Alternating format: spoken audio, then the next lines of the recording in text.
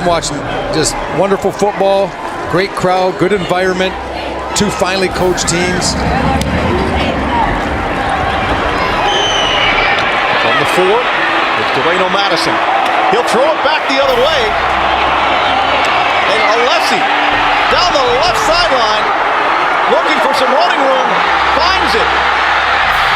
Alessi to the house. Oh my! No flags. Touchdown, Brother Rice. Al Fracassa might be 80, but his bag of tricks is limitless.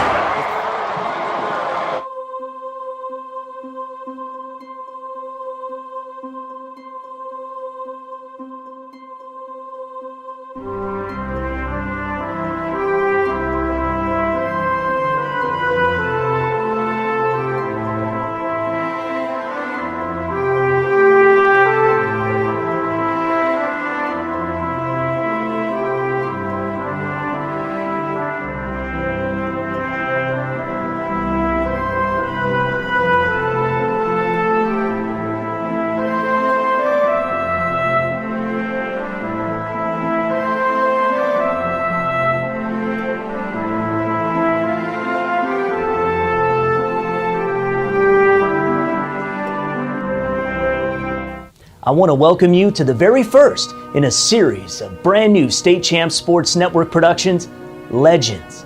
I am your host, Lauren Plant.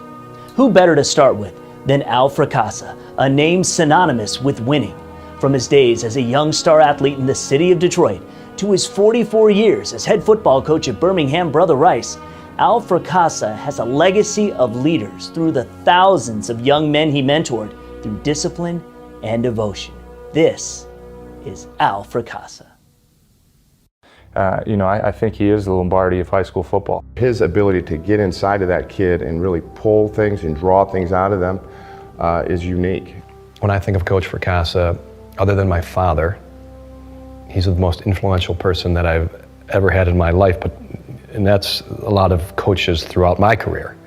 Born in Detroit, Al Fracassa was a star three-sport athlete at Detroit Northeastern High School. He was the senior class president and graduated cum laude in 1951. His excellence in football, basketball, and baseball netted him the honor of Athlete of the Decade in the Detroit Public Schools. Fracassa earned a football scholarship to Michigan State as a quarterback. He played all 4 seasons for the Spartans that included being a member of the much-heralded 1952 National Championship team and the 1954 Rose Bowl Championship team. Now, Al's time at MSU found himself behind 3 All-American quarterbacks, so Fracassa's future destiny was shaped as the scout team quarterback. It was on the scout squad where his love of the game flourished, but more importantly, this was the beginning of a commitment that still stands today to learn the game inside and out. Yeah, he played here at Michigan State back in the 50s, and I believe he was Earl Morrall's backup quarterback. And, so he's always been a Spartan. So he's always been close with Coach Perlis and the other coaches that have been through here. And, he comes up a lot, and every time I see him, he's going to give me a shot in the arm and a little positive reinforcement, regardless of what's going on. I remember he just told me, hey, you're going to be okay. You're going to be okay. You could hear him saying that probably. You're going to be okay. You just win a couple more games, you're going to be okay. That was early on here in the process, but always just appreciated him taking his time with us and with our coaches and with the players really that he's coached that have come to be a part of Michigan State's program as of late. They're class people, they're well-coached guys, and they understand what the word team means. Look at the success that the kids that have played for him have had after football. That tells you what kind of a coach he is. He's done more than coach those kids. He's done more than be a member of the faculty at Brother Rice. He's been a fixture. He's been someone to emulate. For anybody who gets into high school coaching should read a book about Al Fracassa. After graduating from MSU, he married his high school sweetheart Phyllis and decided to pursue a career in coaching. He started as a teacher and assistant coach at Flint Mandeville High School. However, the United States Army came calling. He was drafted and recruited to play football in the Armed Service League. Once out of the service, Al Fracassa's passionate pursuit of teaching and coaching continued. He was a substitute teacher in the Detroit Public School District. Then, in 1958, Al was hired as a teacher and assistant football coach at Rochester High School. It wasn't until 1960 that Al began his head coaching career at Royal Oak Shrine, a small school and football program. Fracassa was tasked with competing against the much larger Catholic schools in the area. After 9 years as head coach at Shrine, he amassed an amazing 44-19-5 record with 2 Catholic League championship game appearances. Everybody tries to be a motivator. Everybody tries to be a disciplinarian. He can combine both of them, make practice fun, make the team feel that if you're not doing the right thing, you're hurting yourself, you're hurting the team. You know what your position is, you know what you should do. If you're not doing it, pick it up, do what you're supposed to do with it. After successfully building the Royal Oak Shrine football team into a respected power program, in 1969, Al Fracassa was given the opportunity to take on a new challenge. He accepted the head football coaching position at Birmingham Brother Rice. While the school had more students than Shrine, Rice was just a 9-year-old school with little success on the gridiron. Al's approach was simple: be a good role model, be disciplined, teach important life lessons through football, and success will follow. He often quoted the great Vince Lombardi to teach morality, honor, and character on and off the field. I started in 1974, and when I started our models, and then I said, hey, that worked pretty good because we won the state championship and nobody beat us. We had 10 guys that went to Division I football.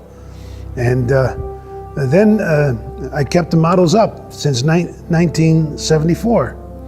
I learned them from Michigan State. The difference between good and great is a little extra effort. Biggie Munn is still there in the locker room. My old high school coach always reminded us, you want to do things better than you've ever done them before. It kind of stuck with me. So I made it a model for my boys here at one time. Those little things, if you believe in those little models, it's what life is all about. I've been to so many high schools and different colleges, and you see Lombardi, the guys, got some of the greatest quotes out there. Al Fracassa is really similar to that. I mean, I can sit here and name you quotes that he says just all day, every day. Repetition is the mother of all skill. I mean, just things that you heard every day throughout practice and school. Those things stick with you. At the helm of the relatively new Warriors football program, Fracassa developed the team into a perennial state power. In his 6th season at Rice, the team won the Associated Press State Championship in 1974. The Michigan High School Athletic Association started a new state tournament in football in 1975. Over the last 38 years, Brother Rice has won 8 state championships, including back-to-back Division II crowns in 2011 and 2012. Fracassa's overall record of 4-16, 117, and 7 ranks him number 1 all-time in Michigan and is 7th all-time nationally, 6th among active coaches. Brian Brennan was a wide receiver for Boston College. He made All-American with Doug Flutie. Brian Brennan was 5'8.5" and played with the Cleveland Browns for 9.5 years. He called me up after a while, after he got out of pro ball, and he says, you know what kept me going, Coach? I said, what? Never give up. It's stuck in my mind. That was our motto. Never give up. And it stuck in my mind. And these guys were bigger than me, but I outran them, I outworked them, and that's why I lasted that long in the Cleveland Browns. When I was going through my senior year, we had a motto. Our motto was never, never, never, never give up, and I still quote it today. And he'd also taught me something else. And he would say, life's battles don't always go to the stronger or faster man, but to the man who knows he can. And I may not be the biggest guy, or the strongest guy, or the fastest guy, right? But I know I could because of the things that I learned under Coach Fracassa. The Brother Rice motto when I played my senior year was never, never, never give up. And I've never forgotten that. I took that very seriously. I know he does those as mottos, but to me that was just the way it was for me. I mean, I just never gave up.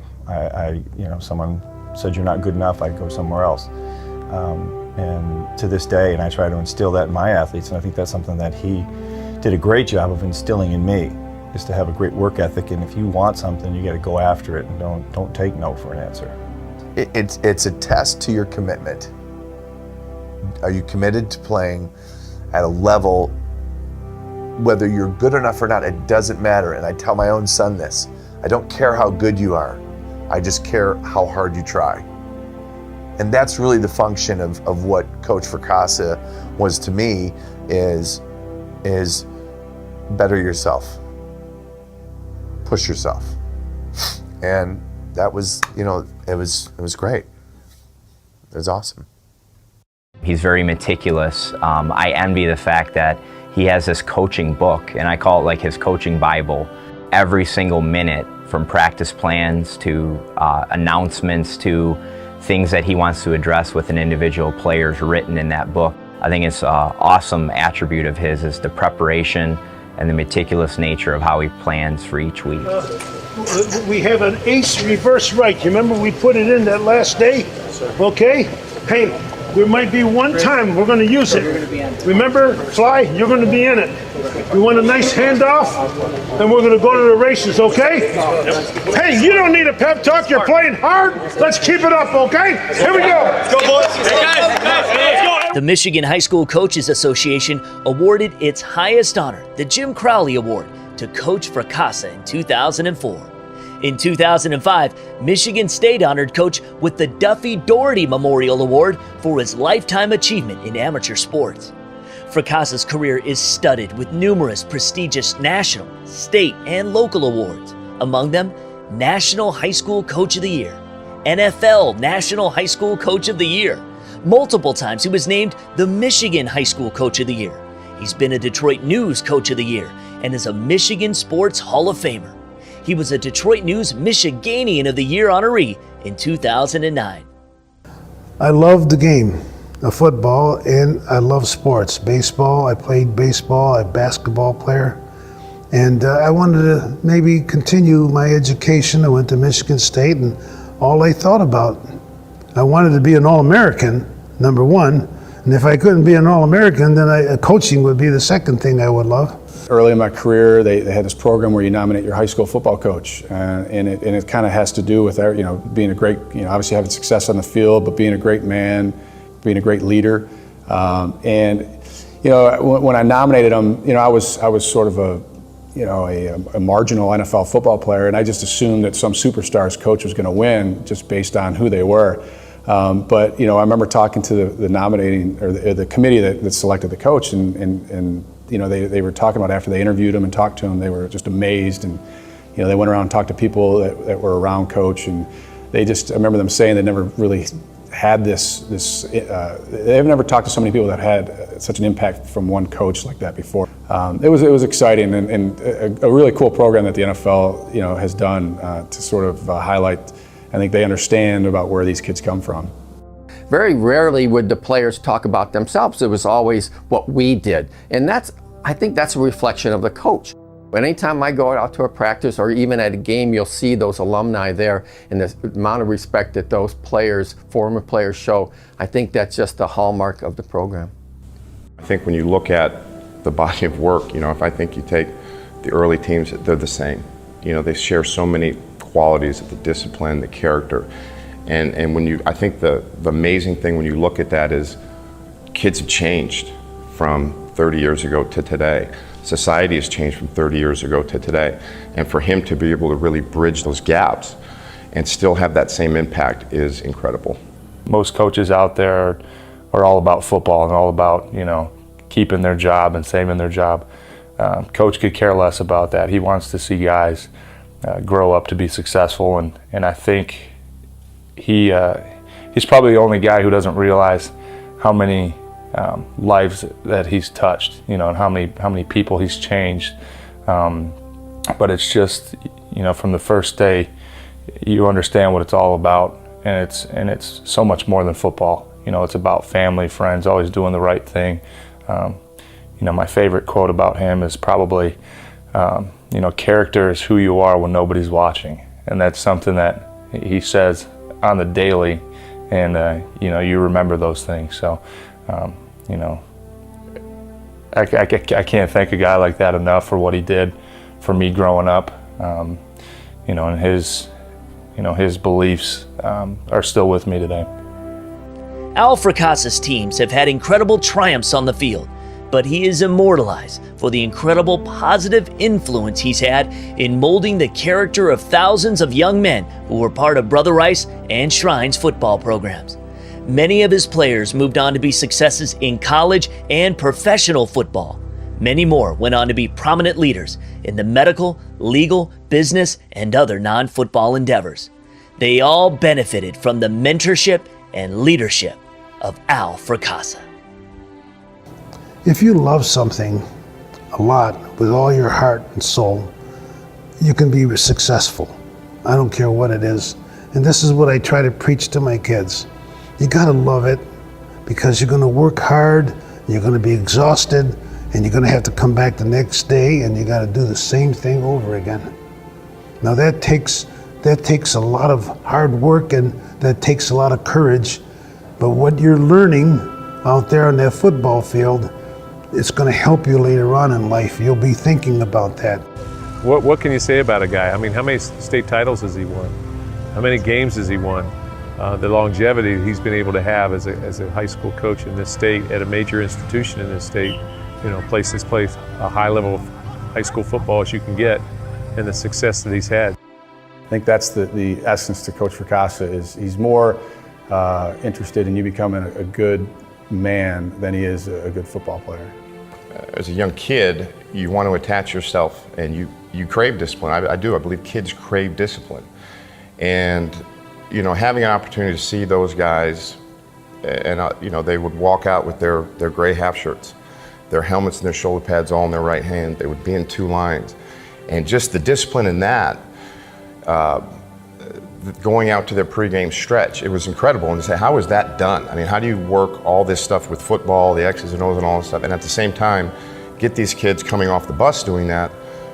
You start to understand it's discipline from A to Z. It's all the details in between that make this place special and coach special. And so, as a kid, you just fall in love with that. It's pageantry, it's tradition, it's all those things wrapped into one.